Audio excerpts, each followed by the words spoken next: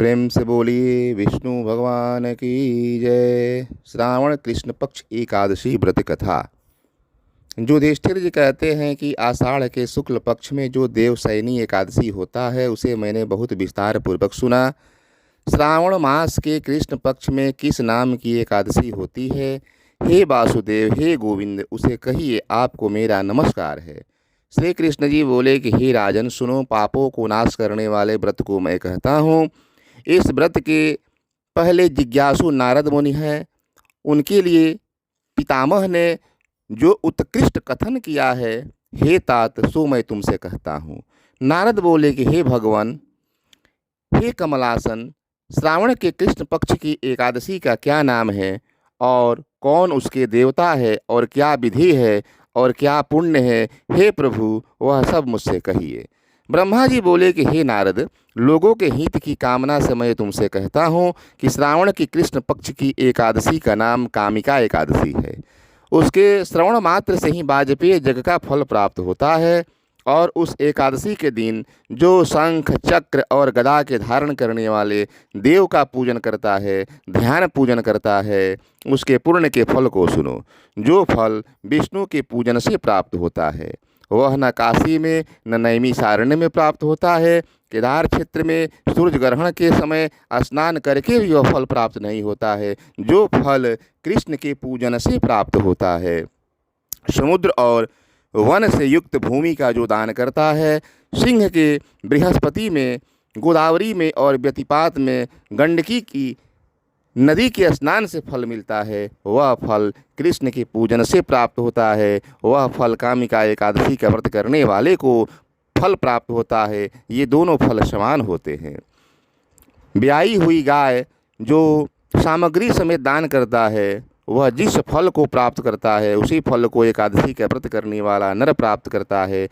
जो उत्तम नर श्रावण में श्रीधर देव भगवान का पूजन करता है, उसके देवता गंधर्व और पन्नग ये सब पूजे गए हैं। इसलिए यत्न से कामिका एकादशी के दिन पापों से डरे।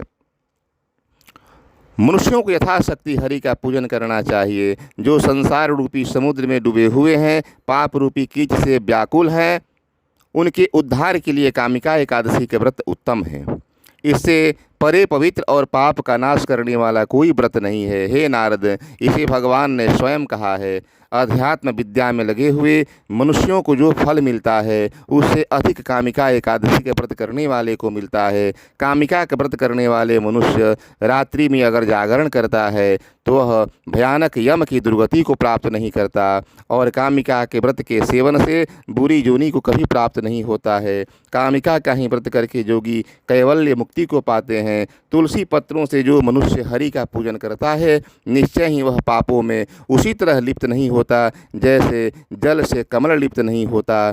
एक भार 8,000 तोले स्वर्ण, उसे चौगुनी 32,000 तोले चांदी का दान करके जो फल प्राप्त होता है वह फल तुलसी दल से पूजा करने से होता है।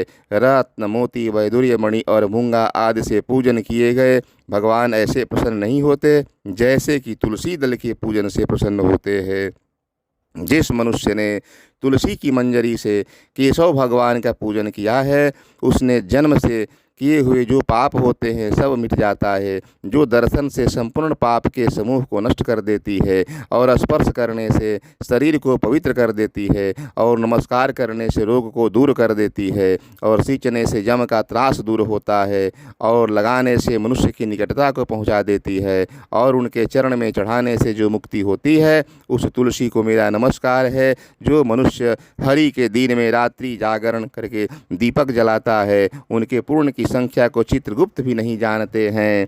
एकादशी के दिन कृष्ण के सामने जिसके दीपक जलते हैं, स्वर्ग में स्थित उसके पीतर अमृत से तृप्त होते हैं। घृत से या तिल के तेल से दीपक प्रज्वलित करके मनुष्य सैकड़ों दीपकों से युक्त हो सूर्य के लोक में जाता है। मैंने तुम्हारे आगे इसकी महिमा कही, इसलिए पापों को हरने वाली यह एकादशी मनुष्यों को अवश्य करनी चाहिए। यह ब्रह्म हत्या को हरने वाली, भ्रूण हत्या का नाश करने वाली है और पुण्य फल को देने वाली हैं। यह स्वर्ग में स्थान देती है। मनुष्य श्रद्धा सहित इसका महात्म सुन करके विष्णु लोक को प्राप्त होता है और सब पापों से छूट जाता है। प्रेम से बोलिए विष्णु भगवान की जय।